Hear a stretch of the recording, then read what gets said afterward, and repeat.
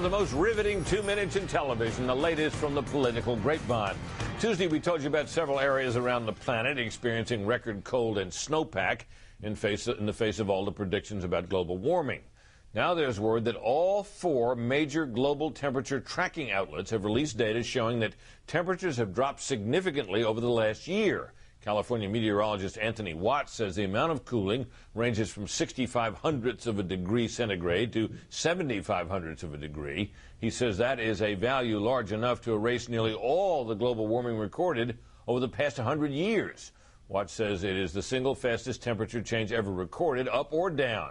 Some scientists contend the cooling is a result of reduced solar activity, which they say is a larger driver of climate change than man-made greenhouse gases. 3 taxpayer advocacy groups plan to protest outside Congressman John Murtha's annual fundraising event tonight for defense industry lobbyists who have benefited or hope to benefit from millions of dollars worth of earmarks. The columnist Robert Novak calls the event Murtha's annual payback dinner by defense contractors. Tickets for the Pennsylvania Democrats' dinner go for $1,500 for individuals and $5,000 for political action committees.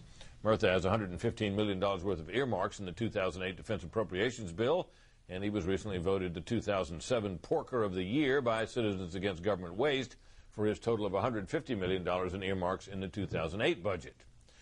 Recent reports have said that the use of ethanol may cause more harm than good to the environment, and now there's word that the transportation of ethanol also poses a real danger.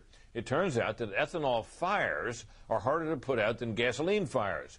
Water cannot be used, and the foam that is sprayed on gasoline fires does not work on ethanol. Many fire departments do not have the ethanol foam or have not been trained on how to use it or approach the fires. The foam is 30% more expensive than the foam used on gasoline fires. Experts say wrecks involving cars and trucks are not the major concern, but fires involving tankers transporting large amounts of ethanol can pose significant dangers. Harvard University has instituted women-only access time in its school gymnasium in order to accommodate female Muslim students. The Boston University student newspaper reports 6 hours per week have been set aside in which men are prohibited from working out after requests from the Harvard Islamic Society and its Women's Center. One male student says the women-only hours are inconvenient and discriminate against men and are impractical and purely symbolic measures to further what he calls a useless policy. But an officer with the Islamic Society says the new policy does not discriminate against men and is not a case of minority rights trumping majority preference.